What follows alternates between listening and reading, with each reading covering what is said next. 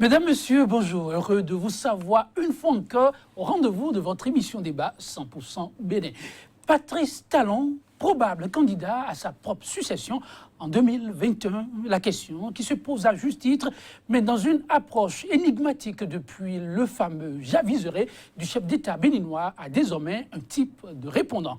Illusoire, peut-être, mais en répondant tout de même. 2021, le match serait plié avant même le démarrage des hostilités. Du moins, en croire le député de la 8e circonscription électorale et soutien indéfectible des premiers mois de gouvernance du régime Talon. Pour 2021, Rachidi Gbadamassi ne voit personne d'autre après le quinquennat de Talon, si ce n'est Talon lui-même.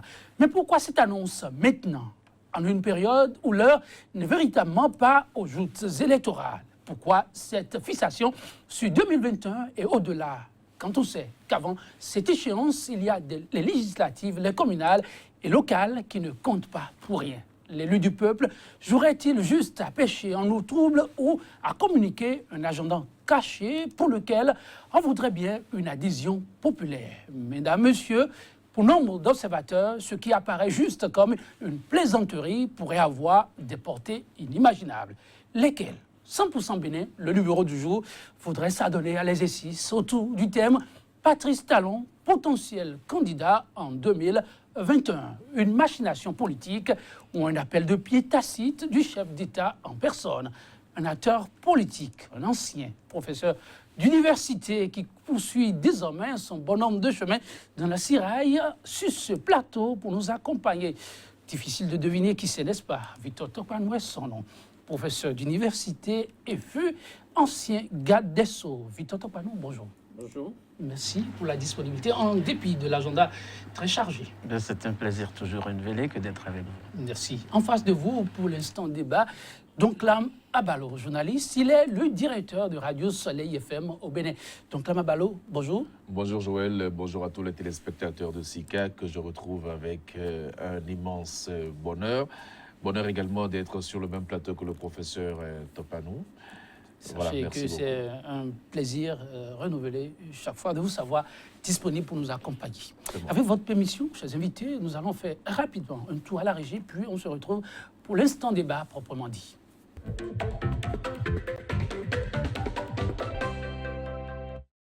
Après ces frasques diversement appréciées quelques jours plus tôt au sujet de son allié politique d'hier, Amos Selegbe, le président du parti d'Urbaka, Rachidi Gbadamassi, occupe à nouveau le devant de la scène, mais cette fois par un enregistrement vidéo d'1 minute 30. Son avenir politique ainsi que celui du chef d'État relativement au présidentiel de 2021 et 2026 y ont été évoqués. Victor Topanoue, avant d'en arriver à apprécier le contenu de cet enregistrement qui suscite moult réactions dites. L'évocation du simple nom de Rachidi Gbadamassi, qu'est-ce que cela vous dit, vous, hier acteur politique, aujourd'hui universitaire?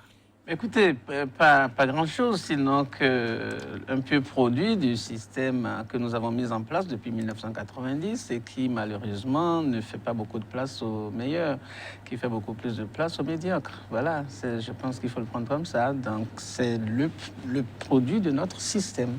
Le produit du système politique béninois en place. Donc là, Mabalo, l'acteur politique... oui, porte ce regard politique d'hier, mais vous, homme de médias, avec le regard critique, quand on évoque ce nom, comment vous le ressentez? C'est un supplice que vous nous infligez de devoir parler de Rachidi Gbadamassi. Un supplice que vous nous infligez simplement parce que c'est nous qui lui donnons beaucoup de valeur en relayant systématiquement ce que je peux appeler toutes ces frasques. Dans un passé récent, il était un habitué de vos plateaux. Je l'ai eu en face de moi à plusieurs reprises dans des débats. Et avant, et ça si vous l'avez oublié, moi je vais vous le rappeler, chaque fois qu'il avait une activité, SICA TV était la première télévision à inviter il y a quelques mois de cela, pour ne pas dire qu'il y a environ 2 ans. Aujourd'hui, est-ce que vous êtes encore invité sur les événements de Rachidi Gbadamassi? Non, pas du tout. Je réponds à votre place. Aujourd'hui, il a de nouveaux amis, n'est-ce pas? Et à partir de cet instant, il tient un nouveau langage. C'est cela, l'homme. Je note simplement une instabilité. Et je ne suis pas surpris de toutes les façons, parce que le professeur l'a dit si bien, c'est le fruit d'un système qui a été mis en place depuis longtemps, un système qui a continué à alimenter des gens. Heureusement que dans quelques mois, nous avons de nouvelles échéances et nous avons l'occasion, l'opportunité de continuer à parler ou non de Rachidi Boudamassi. De nouvelles échéances, c'était ça, au regard du calendrier électoral béninois. Mais Rachidi Boudamassi a décidé de faire fi de ce calendrier. Il se projette dans l'avenir. Vous l'avez sans doute suivi. Mais pour nos téléspectateurs, nous allons très rapidement écouter l'enregistrement vidéo et ensuite on se retrouve pour le décryptage du contenu. J'ai déjà demandé à Dieu Tout-Puissant, créateur du ciel et de la terre, quand Patrice Talon va finir ses 10 ans, je veux que nous sachions Rachidi Boudamassi qui le remplace.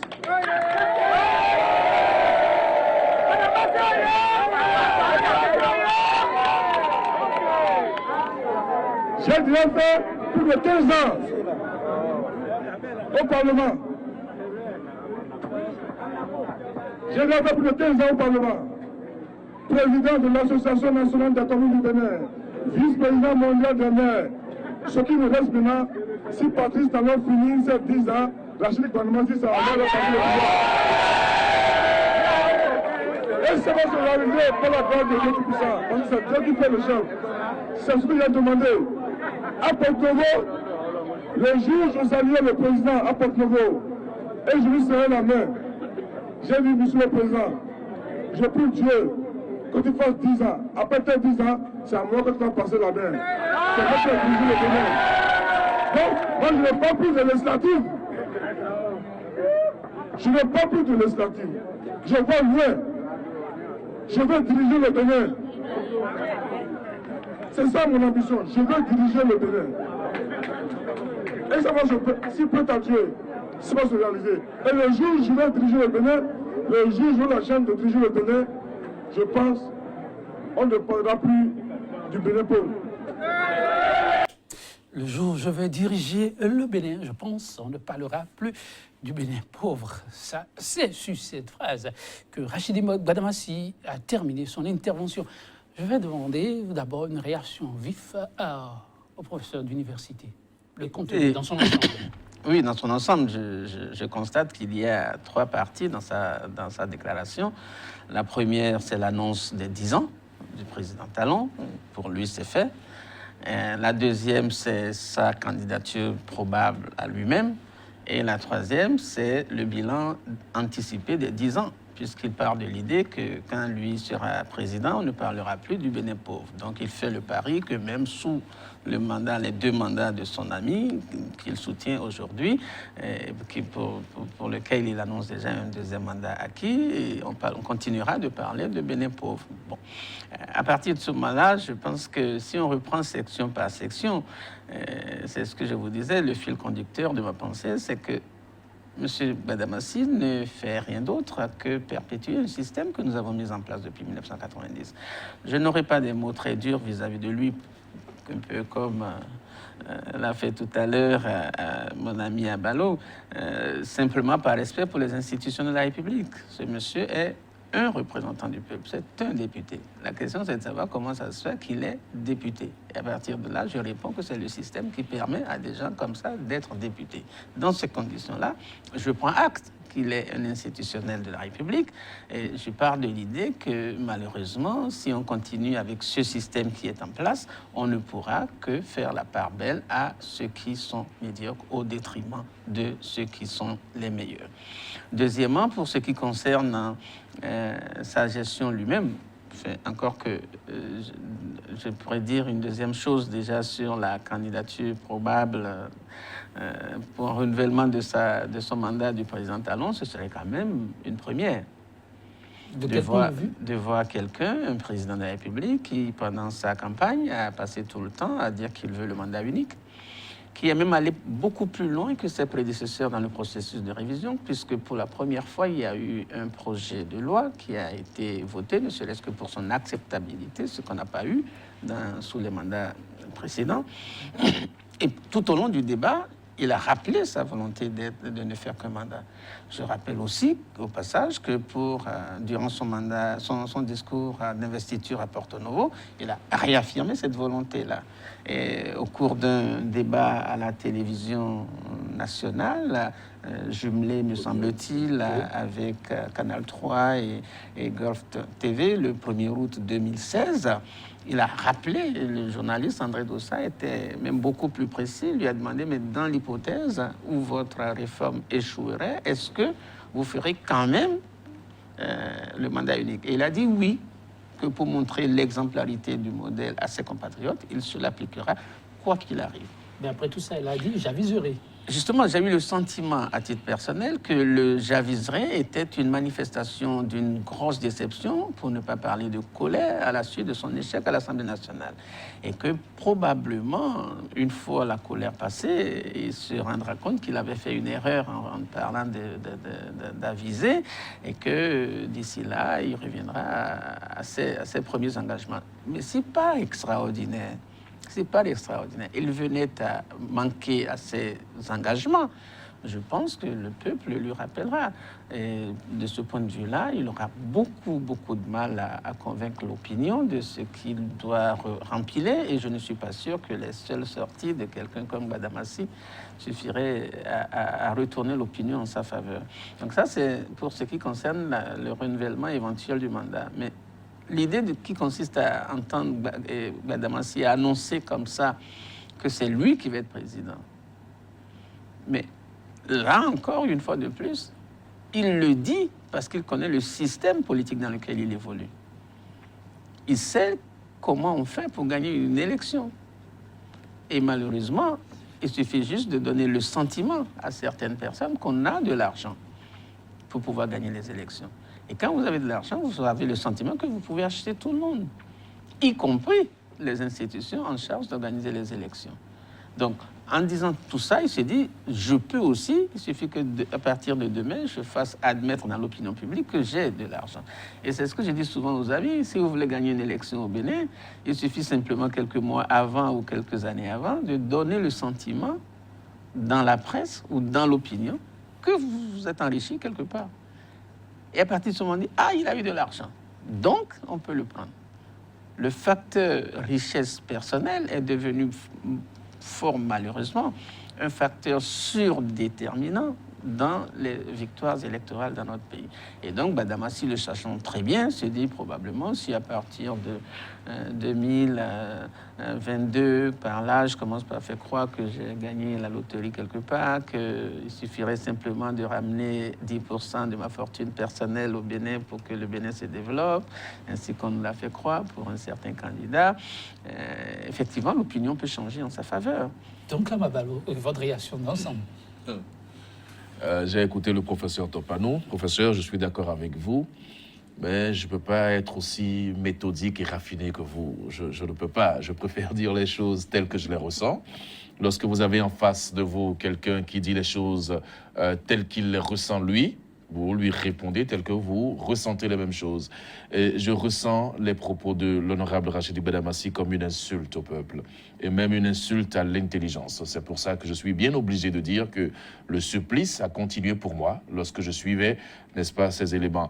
Le supplice a été plus fort lorsque j'ai vu ceux qui l'applaudissaient. Je me suis dit, mais mon Dieu, nous sommes dans quel pays, nous sommes sur quelle planète pour que des populations puissent en arriver à applaudir ce genre de discours.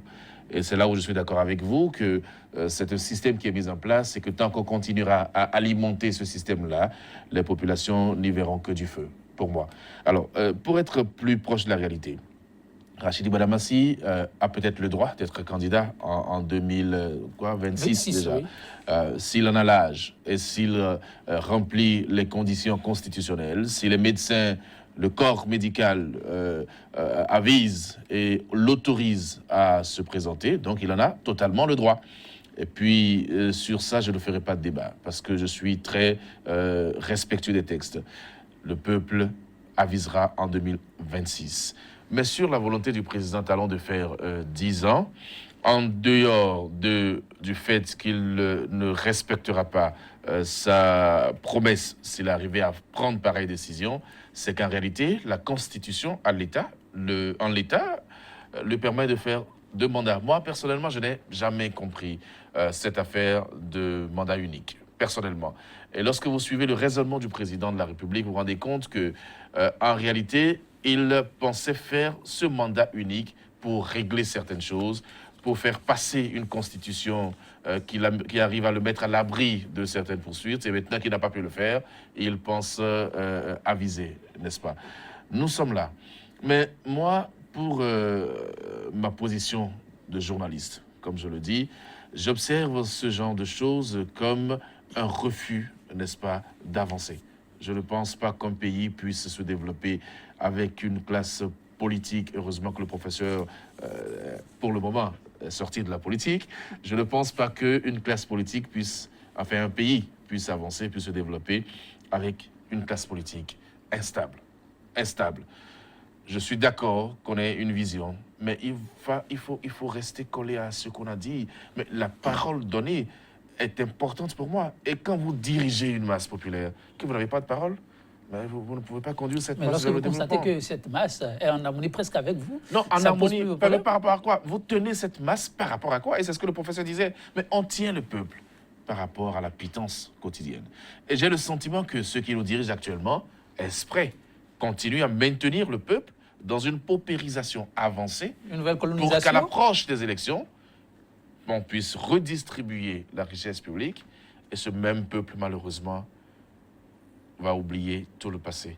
J'ai coutume de dire que, malheureusement, le Béninois, quand vous le giflez 10 fois et que vous venez à lui caresser la joue la 11e fois, il oublie les 10 fois où vous l'avez giflé. C'est dommage. C'est un sérieux problème. Mais Rachid Gbanamassi, il faut le rappeler, faisait partie de ceux qui, au lendemain de la grande coalition, a affirmé avoir soutenu et accompagné cette candidature pour le second tour, simplement parce que l'homme a affirmé vouloir faire un mandat. Mais là, il déclare qu'à l'investiture, déjà, lui, il a serré la main au chef de l'État, lui confiant qu'après ces 10 ans à la tête du pays, c'est lui qui prendra le relais. Cela s'explique comment? Non, excusez-moi du peu, mais j'y crois pas. Vous ne croyez pas à cette phrase-là? Je ne crois pas à cette assertion-là. Je ne suis pas sûr qu'il y ait des témoins. M. Gbanamassi est dans ce que j'appelle la justification permanente. En effet, ce monsieur, ne l'oubliez pas, a plutôt soutenu le président Adjavon. Et donc, au moins, jusqu'au moment où il rencontrait le président Talon à Porto Novo, il était censé faire partie des soutiens du président Adjavon. Et donc, je ne le vois pas, je ne vois pas trop bien comment il a pu sortir de ce carcan, alors même qu'il n'y avait pas eu de problème particulier, que déjà il annonçait qu'il allait succéder au président Talon. Je ne crois pas. Vous n'y croyez pas. Non, mais Tonton Mabalovo, lui n'y croit pas. Mais l'homme affirme que déjà, même si tous avaient déclaré être là pour qu'au second tour, tout le monde puisse soutenir Talon, il affirme devant caméra et micro, que déjà à l'investiture, il a serré la main au chef de l'État, lui souhaitant déjà bonne chance pour un second mandat réussi, et juste après, de bien vouloir lui passer le témoin. Vous parlez comme si vous n'êtes pas dans ce pays, Joël. Rachid Gbanamassi a fait une conférence de presse dans ce pays, a brandi un CD qu'il a menacé, n'est-ce pas, de faire diffuser lorsqu'il avait des difficultés avec M. Issa Salifou. Vous avez jamais vu le CD? Vous avez jamais vu le contenu du CD? Rien. Donc, nous, on est habitués à ce genre de choses. Et moi, je suis habitué à ça, n'est-ce pas? Il n'y avait pas de témoin. Ne comptez pas sur le président de la République pour venir confirmer qu'il le lui a dit. Bon, donc, à partir de cet instant, nous sommes dans de la manipulation. Et la manipulation est le quotidien, malheureusement, de certains leaders politiques. Vous voyez, je veux me mettre aujourd'hui à la place de M. Sébastien Germain-Javon pour chercher à savoir ce qu'il ressent. Pourquoi lui? Non, mais ce qu'il ressent, parce que, à cause de Rachid Gbanamassi, certains ont été laissés de côté. Depuis que Rachid Gbanamassi avait déclaré son soutien à Sébastien Germain-Javon, nous avons vu les enchères monter à un niveau donné. Et lorsque les enchères montent à ce niveau-là, il y a forcément des gens qui partent défavorisés. Voyez-vous? Et donc, quand on a fait ça, mais mon Dieu, on ne peut pas, en moins de 2 ans, venir tenir ces propos-là et aller jusqu'à dire que celui qu'on a défendu pour un mandat unique, qu'on lui a dit à l'Assemblée nationale lorsqu'on lui serrait la main, qu'il n'a qu'à faire 10 ans qu'après il lui passe la main. Non, c'est ridicule. Ensuite, depuis un moment, il y a une image qui circule dans la presse où le député Rachidi Bouadamasi parlait pratiquement dans les oreilles du président de la République. Une image qu'on a commencé par ventiler ces temps-ci, un peu pour nous montrer que Rachidi Bouadamasi parle avec le chef de l'État. Mais ça va être un malin et demi. Qu'est-ce que ça dit? Parce que le président Talon n'est pas dupe, de mon point de vue. Il connaît chacun de ces acteurs-là. Et il sait comment les utiliser, pour quel objectif et avec quels moyens. Je pense qu'il y a manipulation quelque part et au peuple d'être vigilant. Sinon, moi, honnêtement, c'est difficile pour moi de parler de Rachidi Bouadamasi. Vous l'aurez constaté, mais il oblige à la parole. L'homme affirme qu'après les 10 ans de talent, il prendra les rênes. Et là, le peuple béninois se rendra compte de ce qu'est l'abondance. En tout cas, il n'y aura plus de pauvreté. Victor Takpanou, vous l'avez dit, il affirme pouvoir être là en 2026 parce que le système le permet, une promotion de la médiocrité. J'ai cru comprendre à travers votre exposé. Et vous maintenez, vous soutenez. Alors, l'homme, en déclarant qu'après lui, en tout cas à son avènement, il n'y aura plus de pauvreté possible, ne confesse-t-il pas que le peuple risque de végéter une fois encore dans la pauvreté? Pendant 10 ans. Pendant au moins 10 ans, oui. C'est une affirmation implicite. Mais scandaleux, non? Vous aurez remarqué que la différence entre Abalo et moi, c'est que je m'efforce de rester sur le plan analytique et non pas sur le plan du jugement des valeurs. Parce que si je dois faire le saut et tomber dans le jugement de valeurs, je dirais probablement les mêmes choses qu'Abalo. Je pense exactement les mêmes choses que lui. Parce que nous avons mis en place un système qui ne fait que produire des médiocres. Et nous le savons. Et moi, je dis que l'une des expériences qui m'a marqué, qui m'a définitivement convaincu de cet état de fait, c'est que j'ai été à des élections. Et j'ai surtout vu les critiques après les élections me concernant. Ces critiques ne venaient pas des populations. Elles venaient des élites, soit médiatiques, soit politiques, soit intellectuelles. Des élites qui estimaient que je ne pouvais pas gagner. Et que non, mais parce qu'ils estimaient que je ne redistribue pas de l'argent. Simplement. Et tout simplement. Moi, il y avait des reproches qu'on me faisait, que je paraissais un peu trop intellectualiste, d'une part, et d'autre part, que j'étais pingre, en Dieu. Mais une façon de dire, je ne distribue pas de l'argent. J'ai compris. Et une fois de plus, ça ne vient pas seulement des populations. Sinon, j'allais même dire que les populations, je peux comprendre leur état, leur niveau intellectuel général, je peux comprendre. Mais venant des élites intermédiaires, je me dis, à partir de ce moment-là, le système est en place pour très longtemps. Parce que c'est eux tous qui le veulent. Ils n'y vont pas parce qu'il y a des intérêts de l'État. Non, ils y vont parce qu'on leur donne le sentiment, à tort ou à raison, que leur intérêt sera protégé. L'une des raisons pour lesquelles vous êtes retiré de la politique? Oui, tout simplement, parce que je ne le ferais pas. Si je le faisais, c'est comme si j'acceptais. Et donc, les propos d'Abalo, c'est des propos que je peux très bien tenir pour exprimer mon ras-le-bol. Mais je refuse de le faire parce que je me dis, je vais continuer de rester sur le plan analytique et expliquer, mettre à la disposition, et que j'ai le sentiment qu'on se complète. Moi, je donne l'explication et puis lui, il tire les conséquences. Ah, donc, Mabalo, en réalité, c'est ça. Par rapport à cet aspect, l'homme a été formel et vous avez suivi l'expression du visage avec une certaine assurance que quand Talon aurait fini ces 10 ans, les Béninois apprécieront ce qu'est l'abondance. Il n'y aura plus de pauvreté. Une façon de confesser que, 10 ans, ça va être 10 ans pour emprunter l'expression vulgaire de galère. Or, le choix fait par le peuple béninois, ce n'est pas pour ça. Bien. Vous l'avez écouté également. Je parle du député. Je préfère du député Rachidi Bouadamasi. Il a dit que ça fait 15 ans qu'il est à l'hémicycle. Oui. Donc, ça veut dire que pendant 15 ans à l'hémicycle, il n'a rien pu faire, lui, pour sortir le peuple de la pauvreté.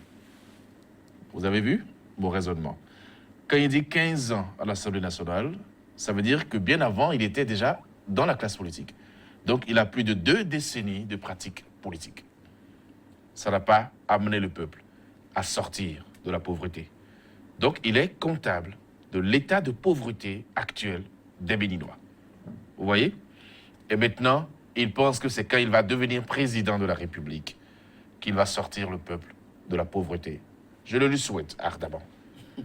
Moi, je le lui souhaite personnellement. Mais je veux vous faire remarquer une chose fondamentale. C'est quoi? C'est que plus on approche des élections, Plus, le député Rachidi Boudamassi est très actif à faire des dons, à faire des forages dans les arrondissements de Parakou, à faire des dons de matériel collecté ça et là. Est-ce qu'il n'anticipe pas sur sa lutte pour C'est de la le mieux-être collectif? électorale. C'est de la corruption électorale. C'est la lecture que vous en faites. Mais c'est clair pour moi, c'est simple. C'est parce qu'il veut le Il suffrage. n'anticipe pas sur son Il 2026. veut le suffrage des Paraquois, enfin la 8e circonscription en 2019. Mais il a une menace qui est Boni Yahi. Et qui est une menace réelle. Donc tant que la menace Boni Yahi sera réelle et présente, mais Rachidi Boudamassi ne peut pas dormir. Moi je le comprends. Il ne peut pas dormir. Parce qu'il risque de ne plus être député. Et il a anticipé encore une fois pour dire que les législatives pour lui c'est passé. Il ne pense même plus aux législatives. Parce qu'effectivement, il risque de ne pas être réélu. Si la menace Yahi Boni perdure. Donc il a pris un cran de plus en pensant à la présidentielle. Parce que je reste convaincu, à moins de me tromper, à moins que les votes populaires arrivent à me tromper, il faut qu'il oublie effectivement les législatives. Il faut qu'il oublie effectivement. Mais vite en parlons. 2026, c'est bien loin. On comprend la démarche de l'acteur politique. Il dit il accompagne l'actuel chef de l'État pour un nouveau quinquennat. C'est normal qu'il n'aille pas en compétition 2021 contre lui. Mais il y a quand même les législatives. Il n'en parle pas. Il dit que ça compte pour très peu de choses. Alors, puisque vous avez l'expérience politique aussi, pour préparer 2026, il faut oublier déjà les législatives, les communales, et faire tout ce bon. Écoutez, je vais peut-être me laisser aller un peu maintenant.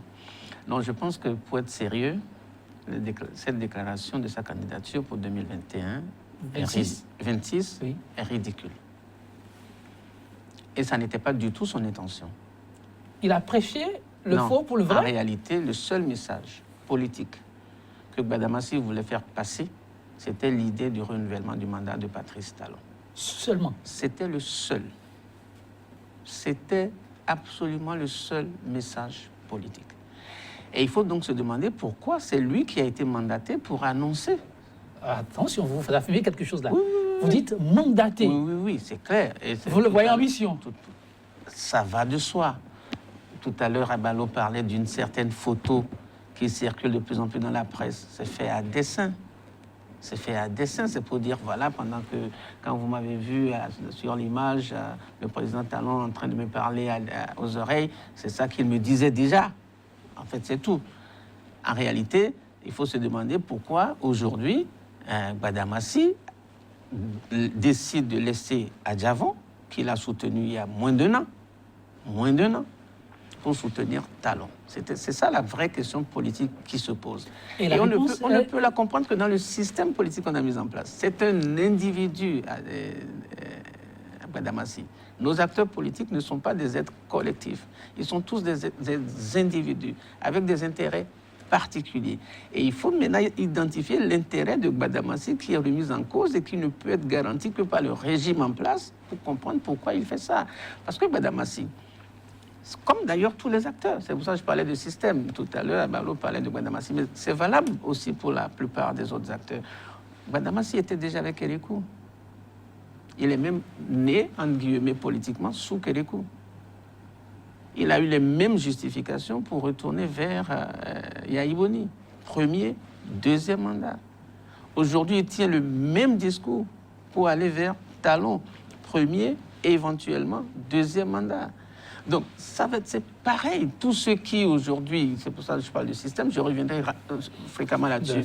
Mais les 59 députés du fameux bloc de la majorité présidentielle, il faut les prendre individuellement et voir où sont leurs intérêts. C'est pour ça que je dis qu'il n'y a pas d'intérêt collectif chez nous. Le Bénin n'existe pas. Ce sont les intérêts de ces acteurs. Mais le professeur d'université, c'est lorsque dans une société, seul l'individu existe, la société risque de disparaître. Mais c'est pour ça les gros soucis que nous avons dans notre pays. Combien, il ne vous aura pas échappé que depuis 1991, aucun président n'a été élu en tant que chef d'un parti. Et tout le monde sait que ce sont les partis qui forment les individus collectifs, parce qu'il y a un programme qui les lie. Chez nous, on a besoin des partis juste pour aller aux législatives, parce que la loi veut que pour aller aux législatives, il faut être présenté par un parti. Il n'y a pas d'indépendant possible, un peu comme pour les autres. À partir de ce moment-là, seules les législatives voient l'activité réelle des partis. Et encore, juste pour les élections. Parce qu'il ne vous aura pas échappé que la plupart de ceux qui vont aux élections, ce sont des alliances de partis. Et dès le lendemain, ils reprennent leur autonomie. Et chaque parti à l'intérieur de l'alliance, en fait, n'est là que pour soutenir son leader. Puisque de toute façon, dans chaque circonscription, il n'y a pas 10 000 députés. Donc on s'arrange juste pour être tête de liste. Donc là, voyez-vous aussi, Rachidi Gbanamassi, en poste de missionnaire à une période où, vous voyez, le chef d'État s'échinait pour mettre sur pied des chantiers qui vont permettre à chaque individu, pour ne pas dire aux citoyens dans l'ensemble, de mieux se sentir. Et de vous l'avez entendu. Il a dit, il a demandé à son peuple de prendre son mal en patience. Oui, bientôt, ce sera prêt. C'est pas un chantier, attention, c'est un chantier qu'il monte pour qu'après, tout le monde se porte mieux. Et là, qu'on dise qu'on envoie Rachidi Gbanamassi en mission, est-ce qu'on n'exagère pas? Non, mais tout le monde est en mission. C'est pas seulement Rachidi Gbanamassi qui est en mission. Est-ce que vous savez que on profite des cérémonies d'installation ou de présentation du PAG pour installer des cellules de base pour les élections législatives? Mais donc là, non, vous n'allez pas me dire. Dites que c'est une blague, là. Non, je sais que vous amusez. Mais en période électorale, donc là, il n'y a pas de place aux questions de développement. Non, mais qu'est-ce que... Et le chef d'État a 5 ans. Je ne vous comprends pas. Vous ne me comprenez pas. Le chef de l'État, pour ses ambitions, peut-il s'amuser à chaque descente, en tout cas envoyer ses ministres et autres sur le terrain, comme on le constate, pour aller parler politique? Les législatives, c'est dans les 5 ans du président de la République. Donc pourquoi vous allez lui refuser ça? Moi, je ne stigmatise même pas ça. Je comprends. Non, on mais à sa s'interroge. place, j'aurais fait exactement la même chose. C'est cela la politique. Mais on a dit dans ce pays qu'on ne fera plus de cérémonie de lancement, n'est-ce pas? Oui. La différence, c'est qu'on ne fait plus de pose de première pierre. Mais en plein jour, à Porto-Novo, on a sorti les gongons et les embêtants pour une cérémonie de lancement des travaux qui n'ont pas démarré jusqu'à là. Il paraît que dans le cas d'espèce, ça fait longtemps que les gonds sont sortis. Oui, d'accord, on justifie tout. Mais pour des travaux qui n'ont pas démarré jusque-là. Il y a des fins publiques. Vous savez, oui, c'est la réalité. Malheureusement, la dernière fois, on a fait une cérémonie de lancement des travaux de la route d'Assa, Savalou et consorts. Ça a été fait. Mais ce que je vous ajoute, c'est qu'en dessous, on installe des cellules de base pour les élections législatives. Donc, nous sommes toujours dans le même système que décrit le professeur Topano. Pour moi, c'est aussi clair que ça. La question du développement hypothéqué. Le président a l'ambition de contrôler la prochaine législature. Parce que s'il perd la majorité en 2019, il aura fini sa gouvernance. Non, avec tous ses soutiens, il ne doit pas se faire attention, du souci, non? Mais c'est pour ça que c'est à lui de jouer le grand rôle. Alors, si aujourd'hui, je n'ai pas une sortie officielle du pouvoir pour démentir les propos de Rachidi Gbanamassi, je considère que Rachidi Gbanamassi est en mission et qu'il a le quitus de ceux dont il parle. Si le président de la République ne revient pas nous dire « Je n'ai jamais dit à Rachidi Gbanamassi que je veux faire 2 mandats », je considère que Rachidi Gbanamassi est en mission. S'il y a un porte-parole au gouvernement, parce que j'entends certains parler au nom du gouvernement, si les mêmes ne reviennent pas nous dire « N'écoutez pas Rachidi Gbanamassi, ce qu'il dit n'engage que lui », et même s'il venait le dire, moi je pense que M. Rachidi Gbanamassi a reçu une caution quelque part pour venir dire ce qu'il dit là.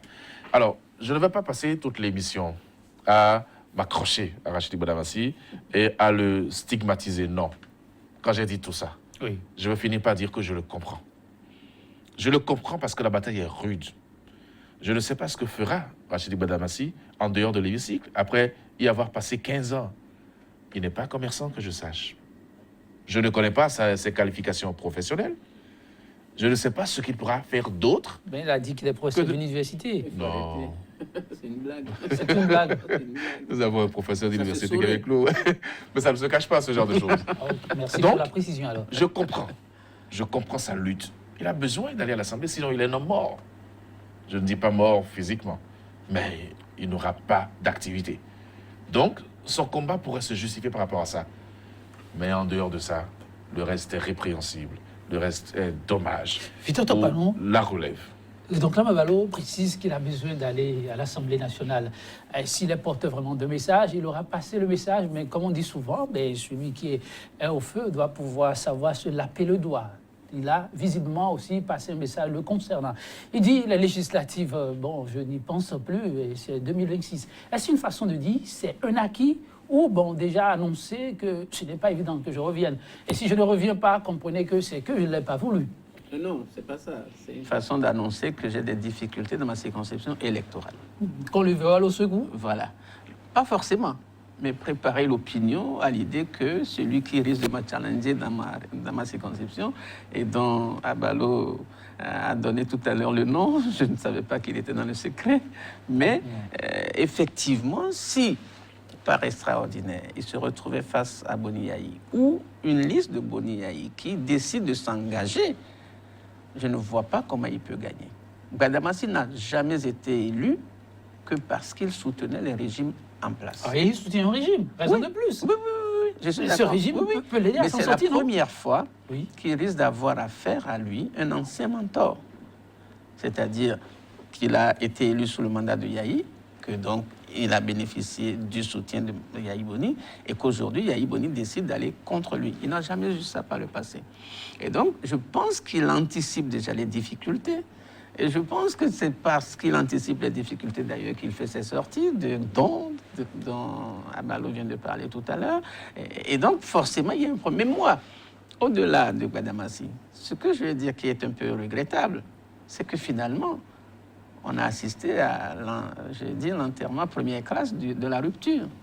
L'enterrement première classe de la rupture, qui n'aura finalement duré qu'un an, c'est-à-dire avril 2016 et puis avril 2017. Pourquoi parlez-vous d'enterrement? Mais parce que tous les principes énoncés sous le vocable de rupture sont totalement remis en cause. Je pense notamment aux pratiques partisanes. Je me souviens très bien que le président Talon, lors de son discours d'investiture, a parlé du rôle de l'argent, qu'il dénonçait. Il a parlé notamment... C'est banni, cet aspect-là. Mais tout le monde voit bien que c'est faux. Il a parlé, par exemple, de la multiplicité des partis. C'est de sorte que, d'ailleurs, dans le PAG, l'un des piliers, c'est le renforcement du système partisan. Mais ça aussi, c'est fini. Aujourd'hui, presque toutes les semaines, on a une prolifération de naissance de partis, de mouvements, exactement comme on a connu dans le passé. Donc, on a repris les mêmes pratiques. Et dans la rupture, il était aussi question de cette fameuse allégeance au parti qui fait que vous ne changez pas de veste au cours de mandat, au risque de le perdre, etc. C'était des dispositions qui existaient d'ailleurs dans le projet de révision tel que le rapport l'avait remis. Mais aujourd'hui, plus personne ne parle de ça. Abalo va même jusqu'à soutenir que lors des lancements, on en profite pour faire des installations de cellules. Bon. À Calavi, le week-end dernier, il y a eu la création de nouveaux partis, des jeunes qui soutiennent le régime. Toutes les communes vont en avoir. Donc la pratique depuis 1990 se poursuit. À partir de ce moment-là, on est en droit de dire que la rupture a été enterrée purement et simplement à la faveur de l'échec de la révision constitutionnelle. Mais une fois de plus, au-delà de cet échec et de la remise en cause de tous les principes de la rupture, ce qui est regrettable, c'est que l'on soit obligé de constater que nous sommes partis pour 5 ans encore de perdus pour notre société, pour notre pays. 5 ans de perdus parce qu'on ne fera aucune des réformes importantes, parce que justement, elles sont impersonnelles et remettent en cause les intérêts immédiats. Et puis voilà, c'est juste regrettable pour le pays. Souklama Abalo, 5 ans de perdu, lorsqu'on le dit, est-ce qu'il ne faut pas y aller avec un peu de retenue? La volonté de l'actuel chef d'État est quand même manifeste. Et on annonce, par exemple, un remaniement. Il paraît que c'est pour booster justement les initiatives. Là où... C'est juste pour faire venir les nouveaux alliés du bloc de 59. Enfin, la question ne m'était pas adressée. Topanou m'arrache la parole. Là, je vous présente mes excuses. J'aurais même voulu le laisser aller encore plus en profondeur, parce qu'en fait, aucun remaniement ministériel ne booste... il paraît que désormais, ce seraient des technocrates pour améliorer ce qui se fait. Non, je vais vous dire une chose qui est fondamentale. Le prochain gouvernement ne peut être que politique. Ne peut être que politique. S'il ne l'est pas, le président va perdre les législatives. Ce que je vous dis, scientifique. Le professeur me demandera de prouver les bases scientifiques de mes assertions, mais je dis, même la politique est une science pour moi. Et puis, vous pensez que vous avez le ralliement de la Renaissance du Bénin, le ralliement d'une partie des forces Kouri pour un Bénin émergent, le ralliement du PRD. Vous avez ces ralliements-là sans que ça ne se manifeste dans le prochain gouvernement? C'est pas possible. Donc, le prochain gouvernement est un gouvernement élargi aux nouveaux alliés. Et c'est pour la politique. C'est pour les prochaines législatives. Parce que si le chef de l'État ne le fait pas ainsi, ça va être compliqué. Je pressens même que dans le nouveau gouvernement, le président de la République va se retrouver obligé de sortir les ministres de Sébastien Germain-Javon, qui par ailleurs avaient refusé de sortir d'eux-mêmes. Donc c'est politique. Je ne vois pas là où il y a les technocrates. Et il y a même des indiscrétions qui donnent des noms à des postes. Je ne veux pas aller dans cette conjecture-là. Mais quand ça commence comme ça dans ce pays, ça finit toujours par se confirmer. Savoir. Oui. Donc c'est pour vous dire que le remaniement ne fera rien du tout. Vous avez vu le professeur émérite, François Biola, qui a été plus élégant que Rachidi Bouadamasi. C'est là la différence, au fait. Lui, il est un intellectuel de revol, donc il a une certaine élégance pour poser des actes. Mais il a quitté le centriste qu'il était pour se rapprocher. Exactement, pour se rapprocher. Donc vous ne pouvez pas avoir un environnement pareil et parler de développement et parler de technocrates. Non, c'est faux. C'est faux. Alors, est-ce à dire que Rachidi Bouadamasi, dans son intervention, le faisait aussi sciemment en tenant compte de cette donnée qui comptera pour les joutes électorales à venir, à savoir qu'il y a un remaniement en cours et qui doit être forcément politique, parce qu'il dit, il vante un peu ses mérites, il a un parcours presque élogieux quand on l'écoute. Il a été pendant 15 ans à l'Assemblée nationale, il a été président de l'Association nationale des communes du Bénin, vice-président mondial des maires, mais ensuite il dit ce qui lui reste, c'est le fauteuil présidentiel. Mais jamais il n'a été ministre. Il a dit, en tout cas, cette façon de taire ce parcours-là, c'est exprès peut-être pour se retrouver finalement aussi là-bas. Mais écoutez, au gouvernement, il veut dire. J'ai bien compris. Oui, vous direz non, mais le système le permet. Le système que nous avons mis en place permet de voir quelqu'un comme Bouadamasi, ministre de la République. Donc, il n'y a aucun problème. Il profitera du système.